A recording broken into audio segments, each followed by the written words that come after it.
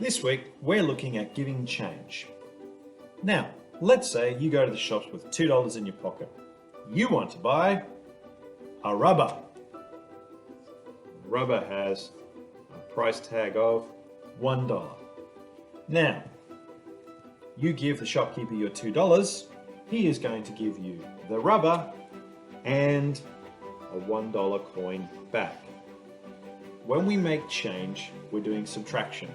We're subtracting the cost of the item from the money that you give the shopkeeper.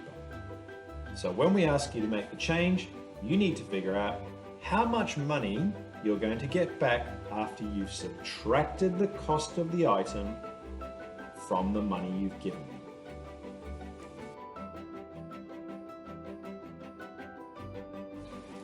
Let's do another example. Let's say I go to the shop. I've got myself a nice $5 note. I want to buy Post-it notes, which are $2, and I want to buy that rubber again for $1.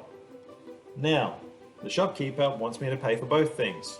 So before I can take away what the items cost, I have to add these two together. $2 plus $1 will give me a total of $3. Now, to figure out my change, I give him the $5, he gives me my Post-it notes, he gives me my rubber, we know that equals $3. So instead of taking 2 or 1, I have to add them together to get 3. So $5 take away $3 equals $2.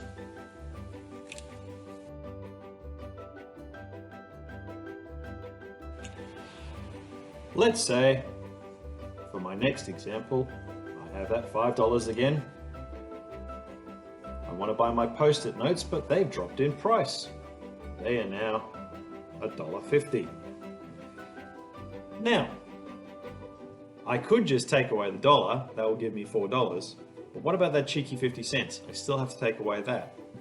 So first thing I do, is I've got my $5, I'm going to take away my $1, and that'll equal $4.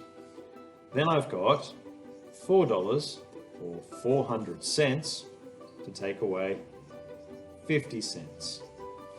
And 400 take away 50 is 350 or $3.50. Make sure when you are doing your change, you don't forget about the cents needing to be taken away as well.